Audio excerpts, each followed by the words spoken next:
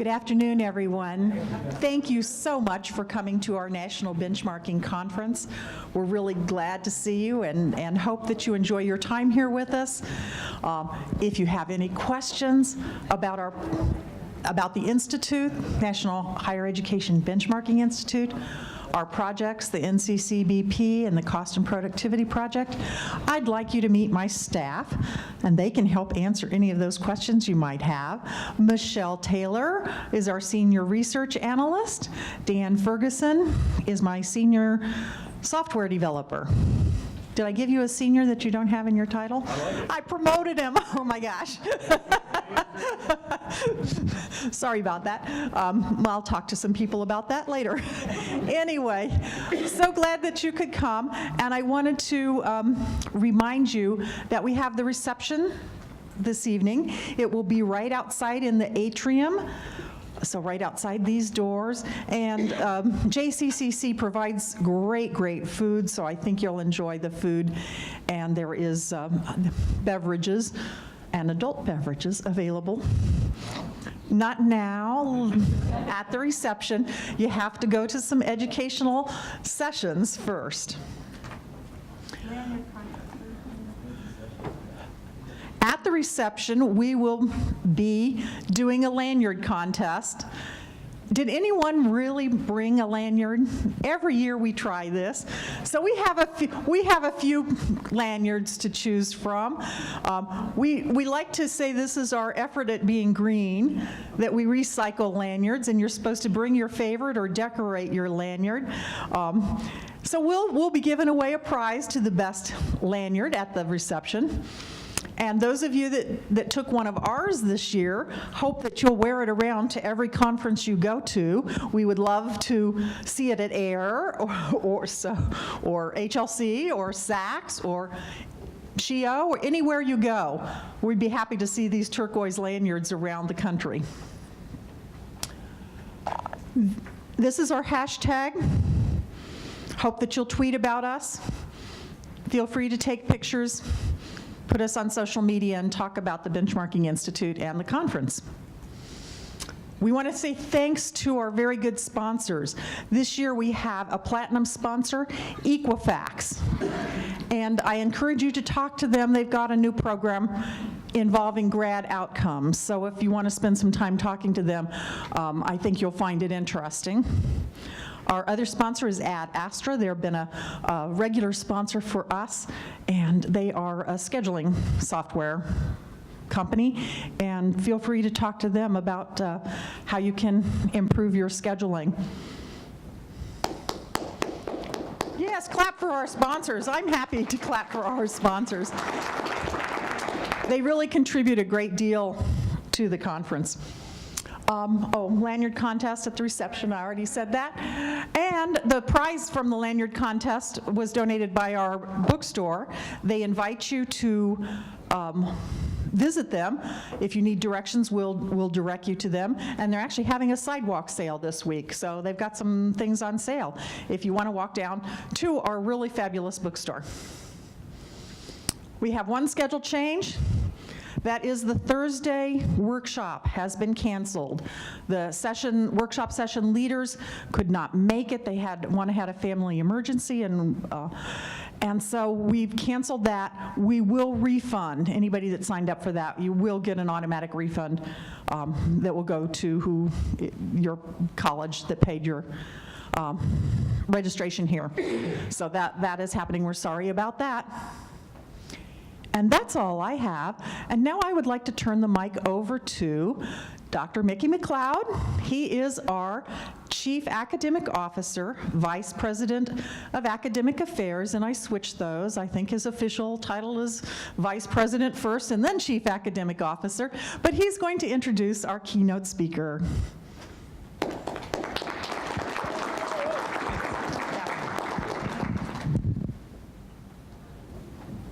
Well, first I'd like to say welcome on behalf of Johnson County Community College and all of the folks, not only at Johnson County Community College, but Johnson County itself. We're always pleased to have visitors from other institutions come and be a part of how we learn about ourselves as you learn about us.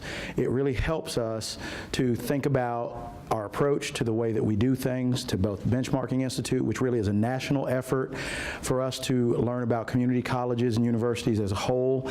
We use it to better ourselves, and we hope that it actually helps you in looking at how to better yourself. So welcome, and thank you for being a part of what we brought to the table here this year. But now comes the fun part. I get to introduce somebody who I consider not only a friend, but also in many ways a mentor, someone who I think you will be gratified to hear, and you will learn a great deal from. Tuesday Stanley came to the Kansas, Missouri area from Texas to work at Metropolitan Community College, where I used to be both a faculty member and later an administrator. When she came to us, she revolutionized our approach to student development, to collaboration, to being impacted by data and being data informed, bringing our personality not only to our areas, but also to the institution as a whole. She enlightened us in a lot of ways about how we could better ourselves simply by making tweaks and changes to things that we were already doing well, and in looking very deeply at the things that we don't do well. She has been insightful over the years. I think the changes that she has made as president of Westmoreland College will only continue to make that institution greater, stronger, more efficient as she goes. And so the idea of data as an important place for you to begin in decision making, not an end, but a component, and that data has to really be impactful to and for the people sitting around the table, is something I think I learned from her during her time at Metropolitan Community College. And I think that she brings an integrity to talking about benchmarking and the utilization of data that a lot of people don't bring with them. So it is my absolute wonderful and great pleasure to introduce you to Tuesday Stanley, president of Westmoreland Community College in Pennsylvania, to talk to you more about benchmarking and the importance of how you look at your data.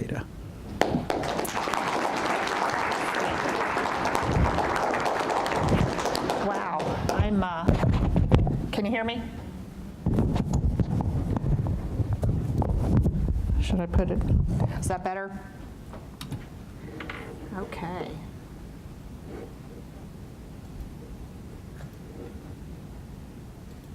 Okay, can you hear me now? There's a commercial there, right? Wow, I am truly touched, Mickey. I feel like, those comments coming from you too just really are impactful for me. So thank you for being so gracious with that. This is my first time back in 4 years. I left 4 years ago, so I lived on the Missouri side. My kids went to Park Hill, so we were right by the airport. So when I came in on the plane and kind of overlooking the city and then the drive over, it was a little emotional for me, to be honest, not having been back in 4 years. And it was good for those of you from the area to see that the on-ramp, off-ramp for the college is finally complete. Right? That was good. I think that was the longest construction project in the history of the area, but just great to be back. Love this area, just love it. So I hope if you're not from here, and John, I just saw you, good to see you, John, that you have an opportunity to get out in the community and see what Overland Park has to offer. So yeah, so the title of my session too, so, Lou said, we need something jazzy, okay? We've got these 3 keynote speakers and, something that really catches attention. So I really took her serious and I sent this title in, and then I saw the other 2 speakers and I thought, oh heavens, this probably represents my personality, so look out, right? And then Dr. Christy Bishop, who when I was at Metropolitan was in the IR role and is now the vice president at Westmoreland. I said, I won't embarrass you because she comes to this conference, knows many of you. I said, okay, we're not gonna, actually curse during the presentation or anything of that nature, unless it really is necessary.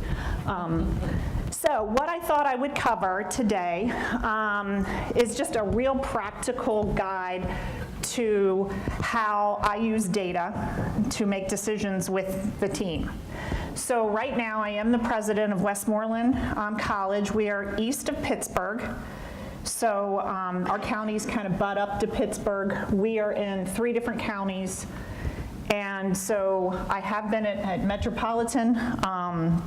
I have been in Houston, I've been in New Jersey, at community colleges, so I have been on single campuses, multi-campus large districts. I'm back at a smaller institution. We have like 5,500 students.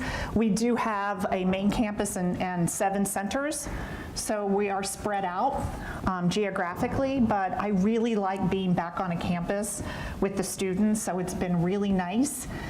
And I think what I have realized, it's kind of going back and forth, I was on a single campus, 2 large multi-campus institutions, now back with students directly, is that we can get a lot done at these smaller institutions. So we've been able to do a lot of things to use data to have a great impact. I really want this to be interactive though, right? So it is not even important to me to get to all of these slides. It is more important that we have a dialogue. So interrupt me at any time and ask me questions and we'll go wherever you want to go with this, okay? And if I don't know the answer, I'll just tell you and I can get back to you.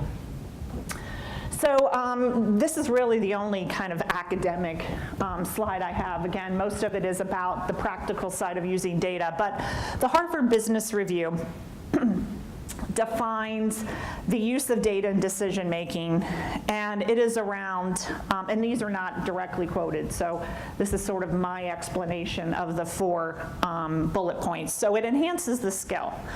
So basically, it's just one more factor in your toolkit to use when you're making decisions, right? It doesn't mean all of your decisions are going to be right, and we'll get to that because I have made some doozies over the years, and I'll tell you that's okay. The best lessons, I tell my team all the time, the best learning experience is failure.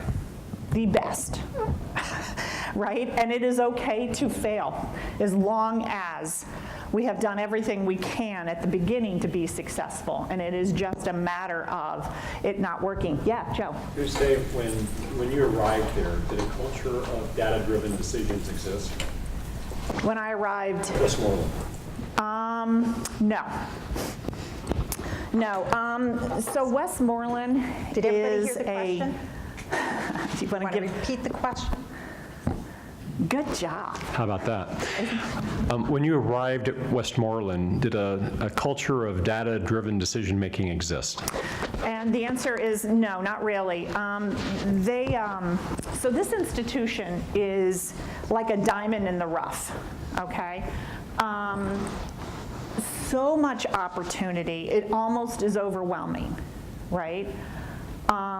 However, the flip of that is there's all this opportunity because it has been stagnant for so many years. And so very little change had happened for like 30 or 40 decades. But you have to understand the culture of where I am too, right? So think about the greater Pittsburgh area. And it was all about manufacturing and steel, okay? So when that went away, there wasn't a lot of diversity within the workplace. So it's like it came almost to a halt, and there was a mass exodus from the area because there weren't a lot of jobs. So I described the college to the college community the first year I was there. It's like, it is literally like a dome went over the college and somewhere in the 1980s, and nothing went in or out. And that is true, right? There are some things that were going on that I had never seen in my career. Never. It predates me. And so the use of data has been difficult. And it has been a learning curve for many, right?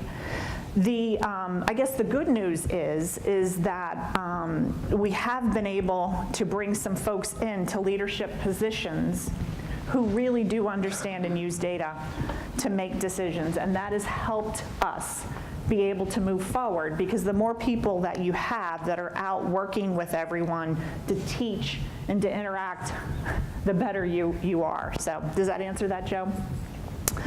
So instincts, I'm really big on this one too, right? So you can do all of this work, you can gather all this data, you can just look at all the facts, and yet you haven't considered the people.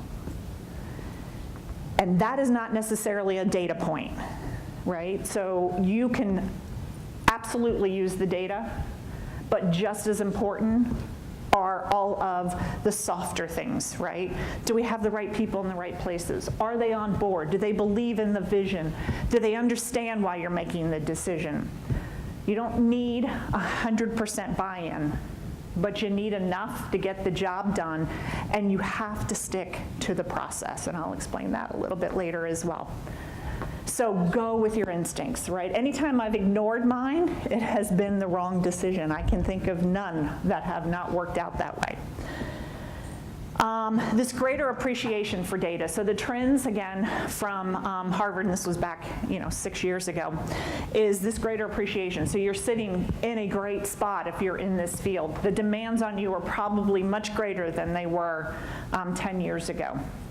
So, and it helps you develop best practices. So it's just woven into the fabric, right? You're not going to buy a house without doing all your research and gathering all your information. But that instinct, when you walk in the house, if it feels bad, and you're like, what happened in this house, right? You're not going to buy it. So it's that combination. I have to be facing something, right? There we go. So anybody think about, and some of these I put up here because they're super relevant right now. So anybody, how do we use data in our everyday lives outside of higher ed? I just put some examples up there. So what does Amazon do to use data to you literally feel like you're being controlled, right? Predict based on your choices. Yeah, right. So I bought some sneakers 2 weeks ago, and now every time I go anywhere, there's a sneaker ad, right? If I go onto Amazon, people like you usually also buy, right, these running shorts or whatever. Yeah. Anybody else? Facebook. Whew. Yeah, I got a video about that one a little later. Or a game. Yeah. Amazon target you. Right, they target you based upon your, and I gotta be honest with you, we actually use Facebook to advertise because you can really refine your demographic profile and your psychographic profile, right? So we're doing summer boot camps for school-age children. So are you kidding? Every time I go into Facebook, I get this ad. I have school-age children. Usually the females my age and demographic make the decisions for their children what they're going to do over the summer.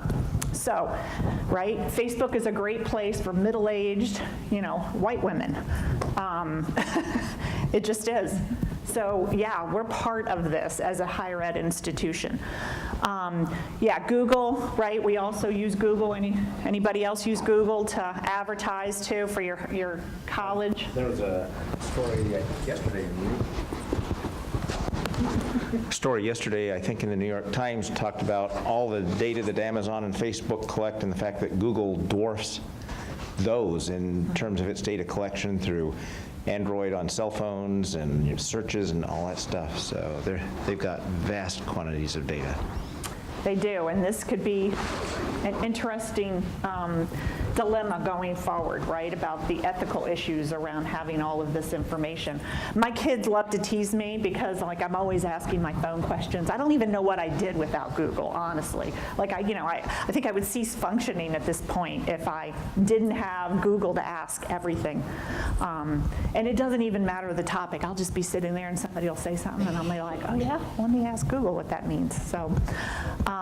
Southwest, right? So the recent incidents with Southwest and the use of their data as well, because you are not only buying your tickets online, then you are going in there to check in with your baggage. They know where you are around the country, what you're doing, what your habits are, all of these. So again, we'll get into, my background, so you'll see how this is skewed, right? So Joe and I, having dinner last night, I was commenting that every job you have is about fit, okay? So my background is around enrollment management, and I was also over administrative services. So when I was looking for a presidency, I wanted to make sure the institution needed what I had to offer, okay? So the best thing we do at Westmoreland is teach. It's the hardest thing to fix, and it is by far the best thing we do, the best faculty I've ever worked with. We're extraordinary at it, okay? But everything else is broken. So this was a good fit, right? So what I'm going to show you and what we're working on and how we're using data are very skewed in those areas, okay? Because of that. So the student life cycle, every single point across the student life cycle, we have KPIs, and we pull data, and we track the transition of students from one point to the next, right? And then we analyze that data to say what moved the needle for the students as they went through that cycle. So all the way from prospect to applicant, right? So a lot of them have been coming in via application. Kind of gone are the days where you go out and you recruit, and then they fill out a card, or they go online and they send me more information. Those days kind of went a long time ago. Most people just come in and fill out the application, unless you have a fee for your app. And then you'll still start at prospects, because people don't want to just shop and pay like 25 bucks. But we don't have a fee. So most of them come in an applicant, right? Then they go tested. So how many of yours moved from applicant to, hey, I submitted something to you, or actually this is not even the order we go in. This is a traditional student life cycle. We don't put testing second. We want to make some kind of connection with you in the program of study you are interested in, preferably with a faculty member, okay? Then, were you advised? Okay, and our advising model we completely overhauled, and I believe you guys did this a long time ago. So again, it's 1985 where I am, so we're getting there, okay? So the use of data around advising. So what we did was we actually pulled the benchmarking data to kind of see how many advisors you have for the number of students, but then we also came up with a series of other things like that we put into a formula, right? So how many hours a week you work, minus meetings, minus lunch, minus vacation, how much time on average you need to spend with each student, and then we work that out to see how many advisors we need, how many touch points we're going to make with every student, and the portfolio of students that we would give each advisor, because we did not want one advisor having every tough case and one advisor only having to make a touch point to say, hey, you're looking great, keep on keeping on. Because there are some students, no matter what, they're going to do well, right? And there's some students, no matter what, they're not. And it's the ones in the middle, the 80%, that you want to move. It's the C students you want to move to a B, essentially. So are they enrolled? Did they pay? Did they attend the first 6 weeks class? And actually, we bumped this back to 3. Right? So as the generations have been changing and everything that they do is so readily available, they're losing interest more quickly in higher ed as well. So what used to be traditionally 6 weeks is now about 3. So we measure them. Have you seen them? Have they made any contact with you? Have they had any interest, right? So our advisors and our faculty are making those touch points. Did they matriculate through? Did they graduate, become an alumni? So the student life cycle, we pull data at each point. Again, we have these KPIs, right? And there are actually, if you go out on national websites, there are what they call the national averages of conversion rates for each of these steps. So we mark that down, we share it widely. This is where at least we want to be. It's at the national average, and then tick up from there. So any questions about any of this? Okay. Oop. All right, so program, sunset and adoption. We're in the middle of this now. This is a toughie. I got a whole bunch of faculty showing up to the board meeting tomorrow night to protest the closing of the horticulture program. And this was a funny conversation because, they said, look, we gave them a 1.5 year notice, a 1.5 year. But there is a full-time faculty member associated with the horticulture program, so I get it, right? There's a real person involved in this decision-making, which is why we gave a 1.5 year notice, which is why we also offered a year sabbatical paid in full to retrain. No interest in that, so they're coming to the board to try to advocate to keep the program. But they asked me, right? So our grievance chair asked me, look, we've met with you several times. We've explained, right, that this person's worked here for 28 years, that, this is the only program that is west of Penn State. We've explained to you that that's not what we do here, okay? And they're like, so why haven't you changed your mind? And I said, because it hasn't changed any of the data.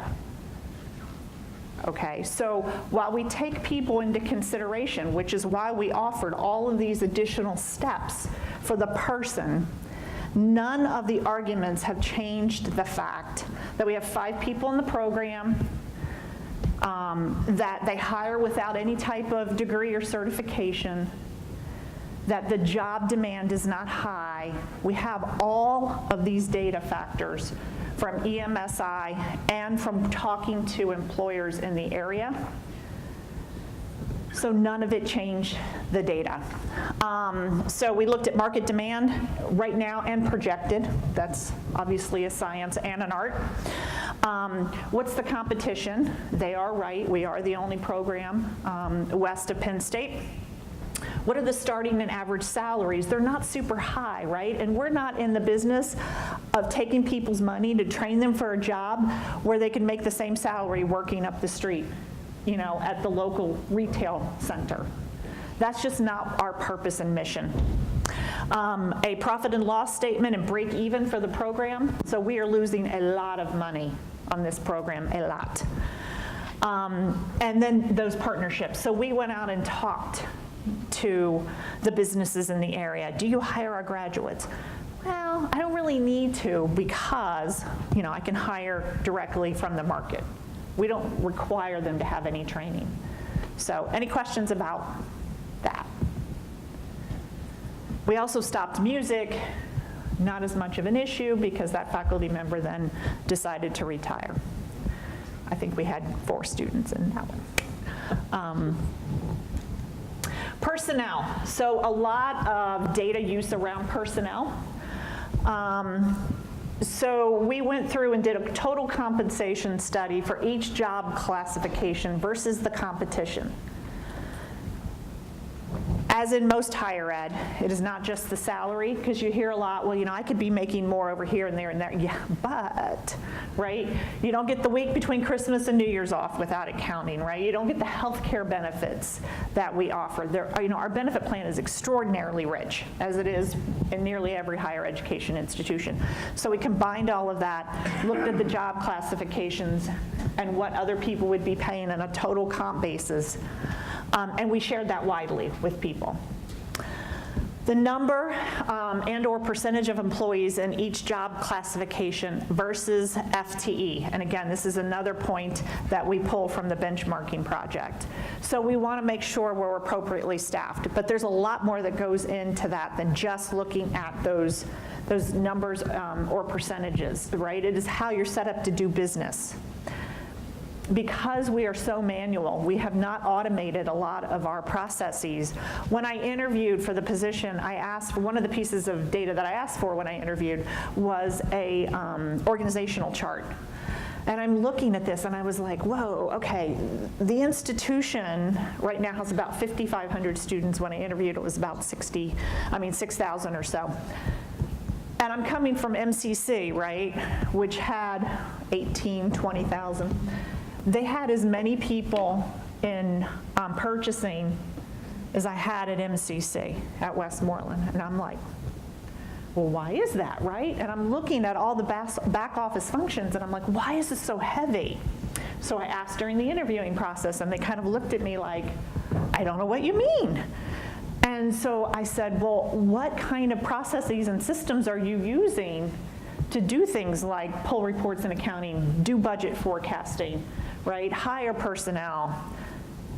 Well, I can't.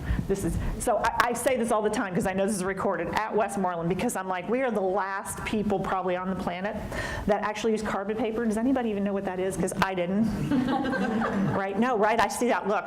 So I'm in a hotel when I first moved there because we hadn't purchased a house. My whole family was still here. We were trying to sell our house. And so I'm at a hotel and I bring my signature folder home, right, with things. First of all, I was amazed it was like that thick, and I was like, what is in here? And then I realized there's this 3-layer carbon paper purchase requisitions in it. They're like that thick each. I take a picture of it, right? I send it to my husband. I was like, what is this stuff, right? And he's like, I think it's called carbon paper. So I'm like looking it up, and so it's carbon paper. I mean, I'm like, what? And so we're very, very manual. I mentioned this, right? So the big joke, because again, when you're faced with so much change, it's incredibly helpful to have somewhat of a sense of humor. I may not be that funny, but I give it a shot. So I'm like, that company is out there and they've gotten wind that we're like gonna discontinue this carbon paper. So I expect to be getting a call because they're gonna go out of business, right? So we're like the last thing holding them down. So you do have to consider, all of your processes when you're aligning your personnel in the appropriate number.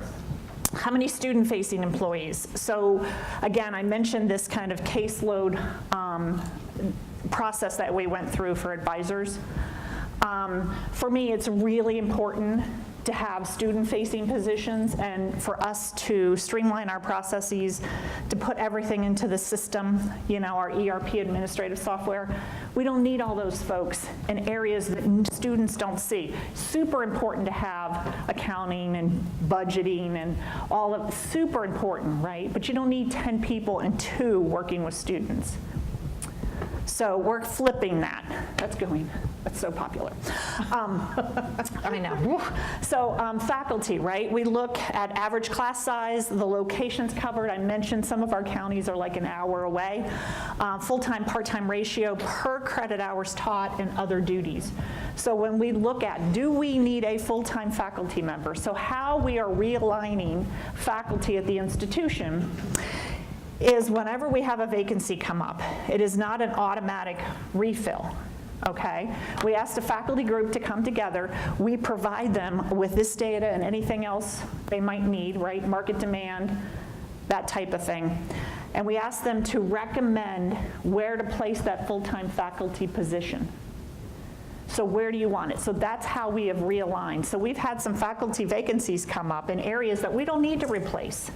We need them over here, right? We're heavy a CTE institution. We're a 60-40 split, career and technical education.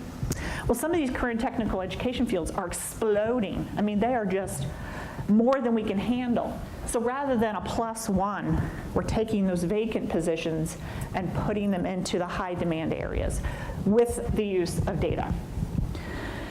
And then we're going to performance-based raises for administrators. We're a union environment, so I have a contract to follow for faculty and staff, but for administrators, we're doing that. And so what we have is this grid with like 9, I think there's, might be 12. It's like a rubric, so that folks fall into these rubrics positions, and that's how their performance-based raise is calculated. So any questions about this? I have a question. Did you have to digitize a lot of this? I mean, you're using the data, but you're talking about carbon sheets, and I'm wondering. No, it's like, what? The dichotomy there? Yeah. Yeah, so no, I was talking to a woman in your IT department, not yours, but JCC's IT department, about what software is used here and that type of thing. And I mentioned that we have Illusion. And we had Illusion from like the 80s, when Illusion was just a little infancy. The problem is that back in the 80s, we put the data in the wrong tables, and we just found out about it last year. Yeah, huge. It's huge, right? It's huge. So I am getting up at the state of the college, and I'm sharing this information, and it's like there's a hush over the crowd. So I'm like, we have to solve this problem. So what we do, again, is mostly manual. We are pulling these things, and they are manual processes at this point. Now, the student life cycle part isn't. Although we pull reports and things, it's not fully automated like you would think of. You guys, Banner, PeopleSoft, Illusion, some others are sitting out there. They all have the automated process that you can look at, right, and track the conversion of your students. All that's built into the system. We don't have any of that. So we pull reports and look at those data points. Yeah. Yeah. Question. Ready? Yeah, sure. On the performance-based raises for administrators, was that fairly controversial, or like in trying to manage like the potential, I don't know if you have what your faculty administration kind of relationships are, but was that fairly controversial regarding keeping equity between the unions and then the administration? Yeah, so that's an excellent question, and it's one I'm struggling with right now because the unions, all the employees get a 2% raise. And, you know, some administrators get 0, right? So there's been some feedback recently from the unions to me that this is creating kind of disparity issues, right? And that people who are working in close proximity are getting, you know, kind of upset by that disparity. So my comment back was, I think, unfortunately, this type of thing exists across the board, right? Because you could be in an office where you feel like, you know, 4 of the 5 people are just killing it every day, right? They're just in it for the right reason and they're bringing it. And you got one who is okay, but just, you know, look, I work 8 to 5, don't mess with me, right? And that creates some friction, right? So it's not enough to warrant you're on a performance plan or anything of that nature, but they're also not a rock star and they're getting a 2% raise. So I think it works both ways, but I'll be honest with you, it's kind of too new to tell. So what I have said to them is, let's see how this plays out. And then we can adjust and revise if necessary. Because again, right, that's what it's all about. It's not about how I feel about it. It's not about whether it was my idea or so-and-so's idea, and we're going to see it through no matter what. If it doesn't make sense for us, it doesn't make sense. If there are unknown things that happen that we could have never predicted from the beginning, and it's like, oh, no, I didn't really want it to go that way. That's not good at all. Okay, we're going to stop that. Thank you for the feedback. You know, we've determined it created an issue we didn't want to have happen. So does that? Yeah, thank you. Anything else on this? So this is another process we're going through. And I don't want to get into too much of this because this involves personnel, but we've had some issues in the bookstore that have really, it's kind of an opportunity as well as a negative consequence and unforeseen issues. But so now we're looking at outsourcing or keeping in-house. Okay, so we're going through this process right now. We're going to go out for an RFP. So what we've done is the total of expense of the in-house service, everything, all in, right? Operating, capital, everything. Plus, is the bookstore really situated where it needs to be? Is it laid out in a retail format? Are we having sidewalk sales, which I loved? So all of those kind of go into this. Is it mission critical?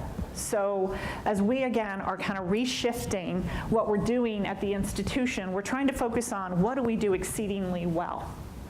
Right? Some things we just shouldn't be in the business of doing. They're just not our core. So is the bookstore, should we be doing the bookstore? Is that mission critical for us? And I would say it's not. It's a revenue source, but it is not about, the idea of teaching and learning.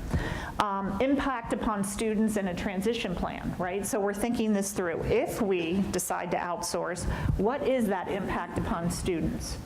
What would that transition plan look like? The same thing for the employees. I want to be sensitive, again, to the people. And again, looking at everything, that you can, if outsourcing or keeping in-house. Is there somebody else in this market space that just does a great job, better than us?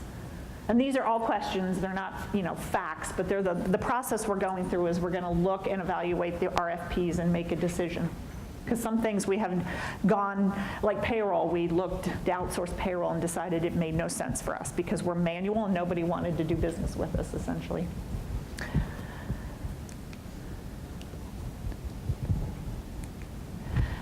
Budget. So I told you I also oversaw administrative services, so a lot of these things, like the bookstore, again, you see this is kind of skewed to what I've done in the past.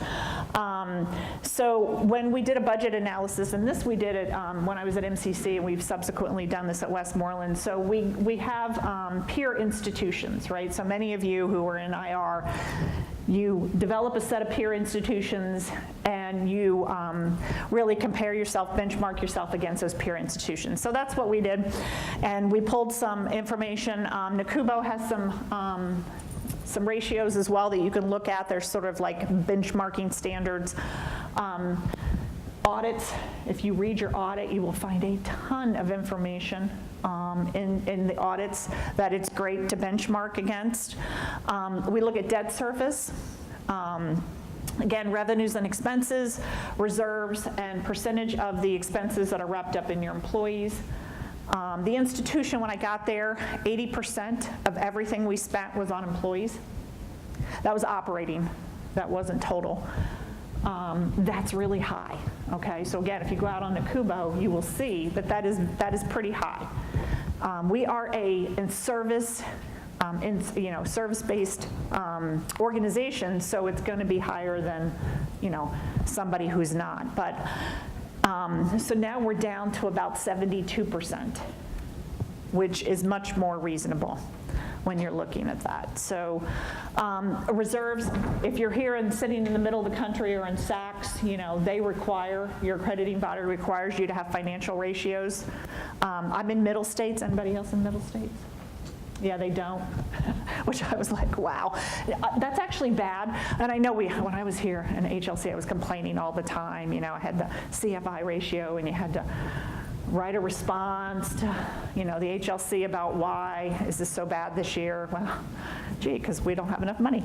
I thought it was obvious. No, that really wasn't a good response. I'm only kidding. So, but I'll tell you the problem, right, is we're funded by the county commissioners, right? It's supposed to be, everybody laugh at a third, and a third, right? So the state, the students, and the county commissioners, right? I know you guys have a tax base. So the county commissioners can just, by discretion, cut. So we're 8% all in from the county, debt and operating, all in. That's it. And they kept saying to administration prior to me getting there, you guys have all these reserves. Why do you need our money? We're hurting. So they just kept cutting. So the bad part about not having those ratios is there was really no argument other than we need a savings account. So when I got there and I got all this feedback, I said, you know what? Let's take those HLC ratios, run all of our numbers through. I'm going to go out and meet with the county commissioners and show them where we are. If this was our accrediting body, this is what, and we were below where we needed to be in several of those key measures. So they kind of thought, so what is that? I'm like, that's institutional health, right? That's how many months of income you need to pay your bills if you were to shut down, how much money you have to pay your debt service. Fortunately, they were very gracious and they were like, okay, we get it. We get it. So any questions about that? This is all just so fascinating, right? Dr. Stanley, I'll just say we also have those ratios Yes, in now. Which, sorry, I should have said that that's too. I'm okay. sorry. I just had to put a plug in, you know. No, and you should, so shame on me. So thank you for that. I appreciate it. So construction facilities, see a lot of construction going on here. We have some construction projects as well because the 80s just, aren't us anymore. It was good at one time. I said if we wait long enough, maybe it'll come back in style, but it's failed. So like the HVAC units are from the 80s. It's not a joke. It is not a joke. The Westinghouse, right? So our main campus used to be Westinghouse. So Westinghouse has it's a warehouse electrical installation. So many of you probably have a summer program that you work out with your utility company. If you take down one afternoon and you're on their program where during high peak, right, you get to save money to be on that program. So we're on that. So here's what happens with that. So first of all, I got trapped in the building because, okay, we're going to shut everything down at 3 o'clock. You know, everybody gets to go home in July. It's so great. And I was like, oh, I'm coming from a meeting, and I had to run to the ladies' room. And I am in the bathroom, and it's like 3 or 4, okay? And it is like a factory. You can hear boom, boom, and that's the lights going off in each section of this ginormous boom, and I'm sitting on the toilet. And I was like, it is pitch black. There's no windows. I started screaming, right? But anyway, that's for another day. Somebody had to come rescue me from facilities. I was like, oh, I'm feeling down the walls. I'm like, I cut it too close. So the problem with, that wasn't about data, but it's about planning ahead, right? So the problem, okay, was when they tried to power back up, it wouldn't come on. And because it is high voltage, we had to find somebody 4 states over. And because it's from the 50s, it took us 3 days of being closed to find somebody who could work on high voltage and had the parts. We need construction, right? So we are completely overhauling all of the HVAC, the electrical, the plumbing. We have clay pipes underground and they're broken from the 50s. So with this, right, we do have School Dude in facilities. So we do have software for this, okay? We didn't, but we do now. We put all of our assets in this software. That are considered facilities, right? So not computers and things like that. Maintenance, right? So what maintenance do we do on them? So when you fill out a work order, a ticket gets completed, it goes into this software. What dollars are invested into that? What is the useful life and what is the cost of replacement? And that is how we are making decisions on whether it is worth repairing or do we need to retire and buy new. And I can tell you which way we skew. Anybody want to guess? Right, yeah, you already know, right? It is the retire and replace. The other thing we're doing is, do we want to buy, lease, borrow, use cash reserves? Okay, so a perfect example of this is lighting. So you guys don't have this problem for sure. But all of our lighting from the 80s, you know, in some cases from the 70s too, because we're 50 years old next year. So we don't have all of that cost efficiency, right? And the bright lights that have a larger lume. So we don't have any of that.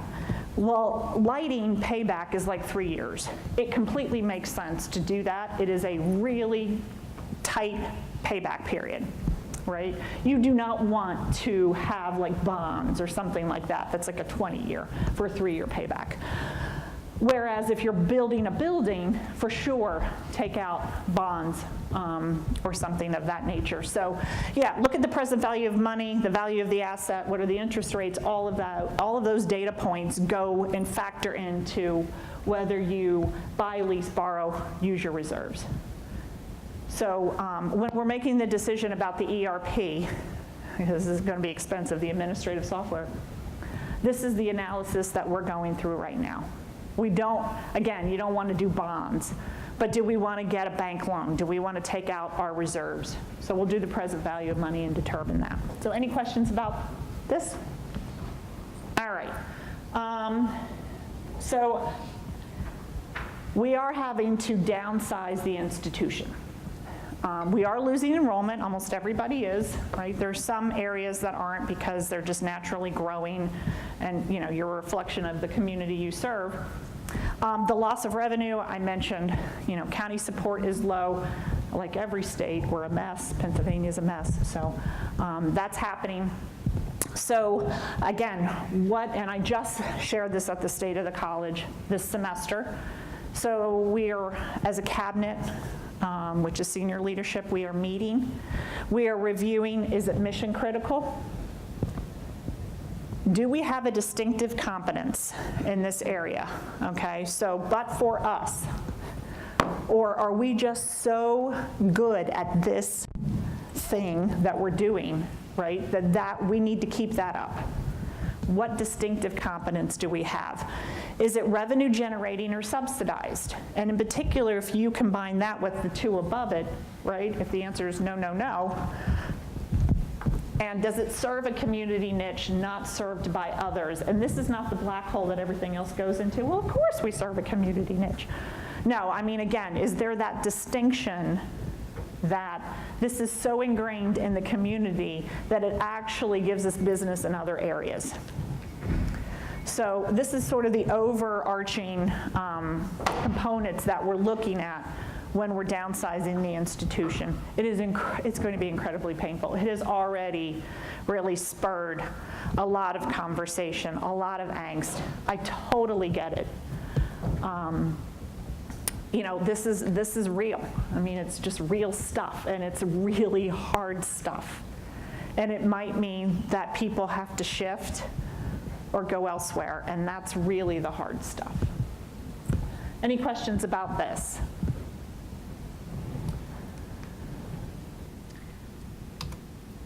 So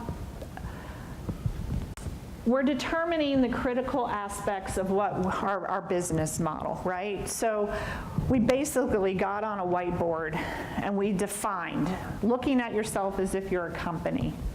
All right, so let's say you're a manufacturing company. What drives your revenue? The components that you actually manufacture, right? They have to be perfect. They have to meet a customer need. And you have to have clients with which to sell. That is your core business.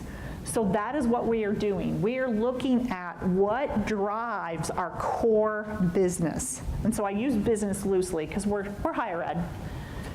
We only had really kind of 4 areas, and then we actually put titles down that drive that. And it came down to everything in student services and faculty. That's really it. Everything else is a supporting role for that. So important, but not in the critical.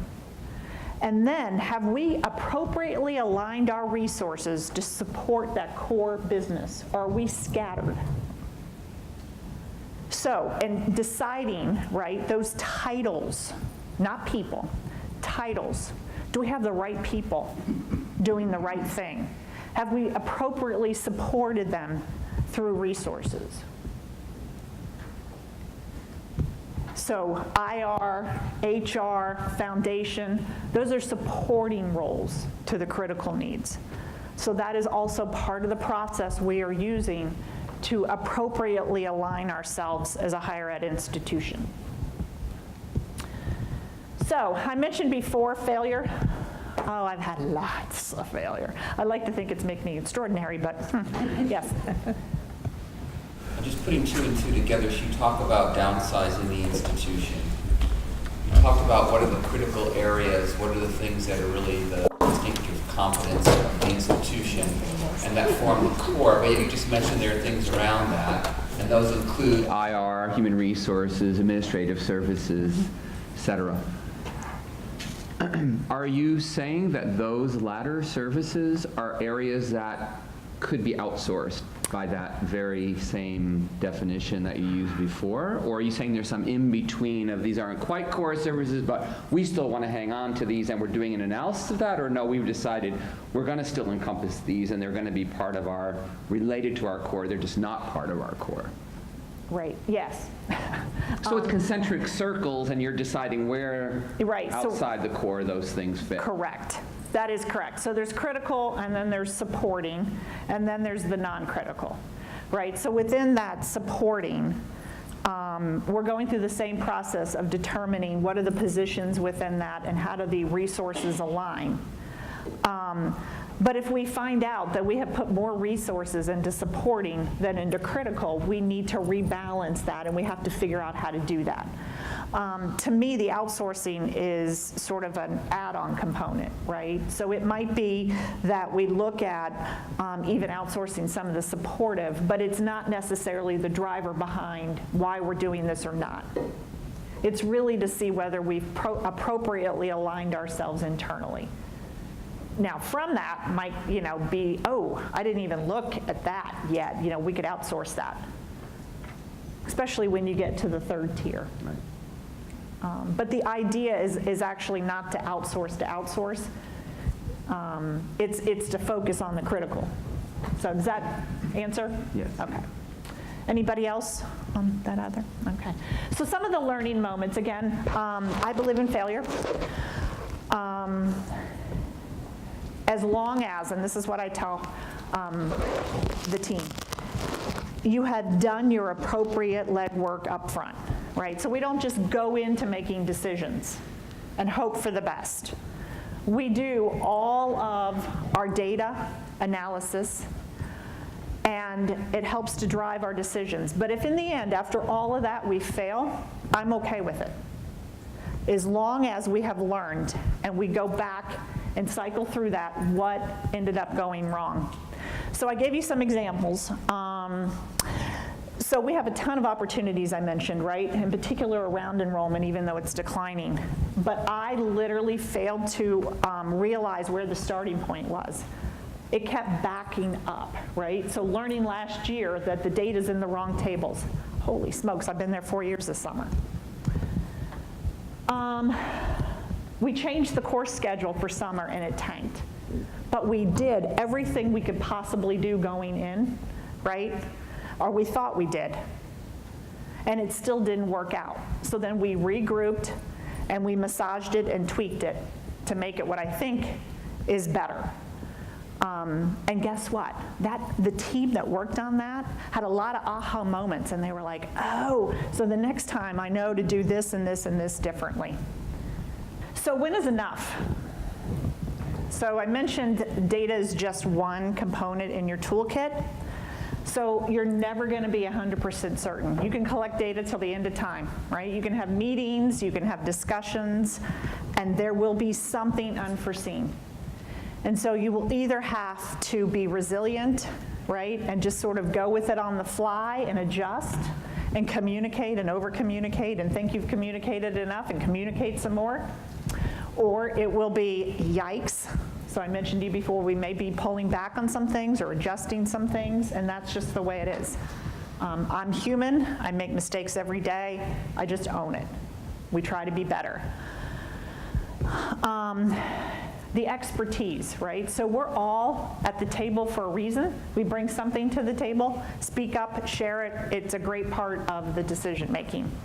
So no action is still action, right? So I tell people, if you were on that team and you did not speak up, guess what? You still took action. So you don't get to talk about it now, right? And talk about how horrible it was if you weren't a part of the solution. I also tell the team, sometimes it's better to be first than right. Some are missed opportunities if you wait too long. And that is an art. So it is a matter of maneuvering, and sometimes you'll miss it. There are things at the institution we waited too long on. We're not first to the party anymore. We do not have that distinctive competence.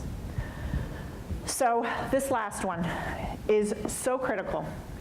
People can disagree with you on the decision you made, and I will have that debate with anybody all day long, because differences of opinion are healthy. But people who disagree with the decisions you make will try to get you on process every single time.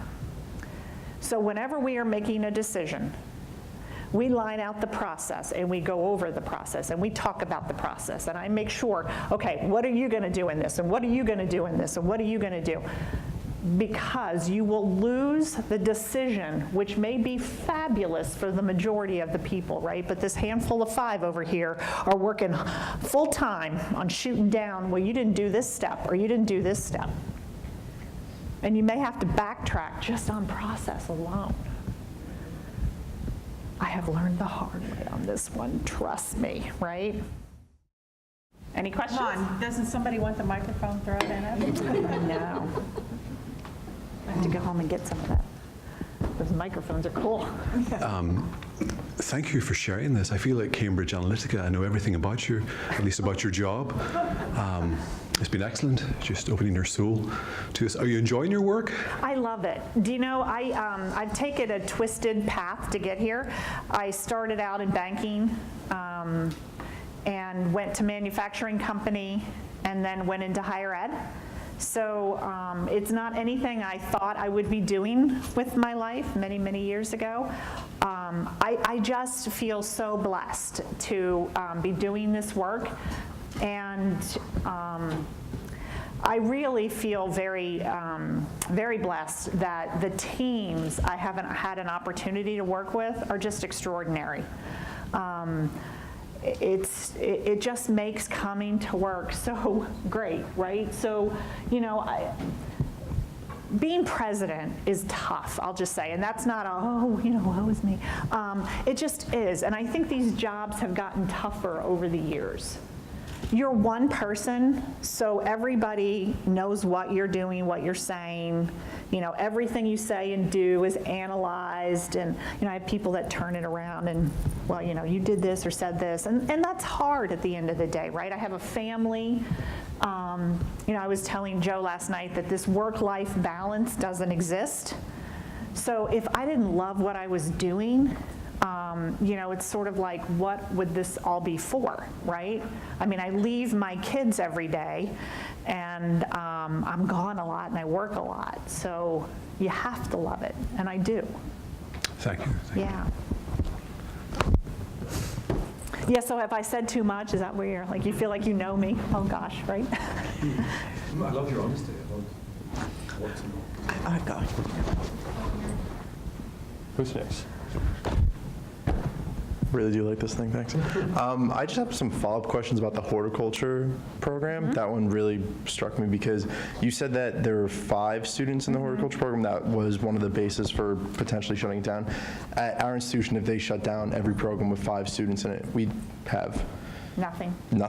We'd only have like 3 or 4 general degrees. So I heard what you said about the faculty from the personnel standpoint of them disagreeing with you. What was their case when you brought to them the data of like, well, you only have 5 students in the program? Because that's like where a lot of the arguments with us stop, because a lot of the faculty members are then like, well, we're serving someone. Right. So we're countering that with starting new programs. So it is a matter of, you know, the argument of evolving, right? So, you know, we used to use typewriters. Well, we still have a few. I don't want to kid you. But I have something to write on carbon paper. Yeah, right. We still have carbon paper. So, you know, when you think back, and I have shown actually tried to show some funny videos and examples. There's one, it's fabulous, and I'm trying to think if it's Ellen or Jimmy or somebody who brings in these little kids and shows them things like when we were growing up, and they have like no clue what they are, right? Just no clue. You know, my kids, we still get a telephone book, like, you know, you go, I just got it. I went to you're looking at me like, what is that? That's what my kids said. I went to the mailbox, and there it is in, like, you know, little cellophane, and it's a telephone directory. And my kids were like, what is that? You know, the twins are 16, and they're like, I don't even get it. So there's a ton of examples of things that have ceased to be. And yet there's all of these new industries, right, and things that we use. That is what we need to do to survive. We have to evolve. So it is not about just downsizing, right? It's also about looking at our core business, what are we super good at, but then we're adding plumbing. We have several in IT, cybersecurity, right? We just completely revamped that, added that. So there's all these, but they're not in the same spaces, right? And so some people are affected, and that is the worst part of this job. It is. And yet, we will not be a community college in Westmoreland County if we keep doing what we're doing today. So I tell folks, if you believe in the societal good that we are doing, we have to evolve and change. But it is a matter of having these new opportunities as well as ceasing some of the other opportunities. And I'm trying to give people an opportunity to be retrained. It is a difficult thing to do. But I would tell you, if you're going to be in a leadership role, you must have the fortitude to do the right thing, even if they run you out of town. Because the easier thing to do would not be nothing, and we would close our doors in 10 years, right? And I'd go find another job. But then where would everybody else be? And where would the community be? That's not the right thing to do. So I don't know if I even answered the question for you. You've talked about the teams you've worked with over the years, and undoubtedly as you've moved to new locations, you've adapted those teams to reflect you. Some people didn't quite fit, others you felt like you needed to bring in or whatever. Based on your experience, what are the key attributes that distinguish the members of your teams that become significant contributors from those who aren't? Great. So I love people who make me better.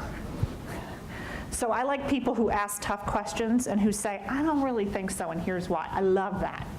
The only way we are going to make good decisions if we are challenged, right? And I see that as a gift.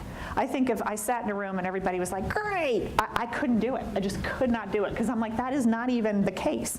I am not the smartest person here. Let's stop acting like I am, okay? So there are core components that I require of each team member that are kind of in the senior leadership scope, but then I would say even middle, is you have to be honest and ethical. You have to want to work hard, and you have to be there for the right reason. It cannot be you. You are not the right reason to be in one of the positions at our institution, okay? So if you have an agenda, great, go have an agenda somewhere else. Again, I say it's all about perfect fit, right? The right fit. We are trying to move this institution into a whole different space. So it is going to require somebody who really wants to work hard. But if somebody asks me a question, I'm going to answer it. Unless it's personnel related, or, you know, I don't want to be disrespectful, right? We always have to be respectful of one another, even if we disagree. So those are sort of the core components. And then I look for people who are different from me, different from the other team members. So I was mentioning, you know, Christy Bishop is the Vice President of Academics, okay? And many of you might know her. She comes to this conference and was an IR. Is she more, I mean, like, hello, 180 for me, okay? 180. She thinks totally different. Her personality is totally different, and it's wonderful. She is very thoughtful, right? So she will sit with information, digest it, and kind of say to me the next day or over the next couple of days, here's what I think about it. Well, you can see that's probably not me, right? I am more like, okay, let's get this done. So she evens me out. And I hope I do something, you know, in exchange for that I'm benefiting her. But I would say to you, I could point to every single person on my team and tell you what they are really, really good at, and it will be different from the person next to them. Did that answer your question? Yeah. Is that it? Okay. Well, thank you very much. I appreciate the opportunity.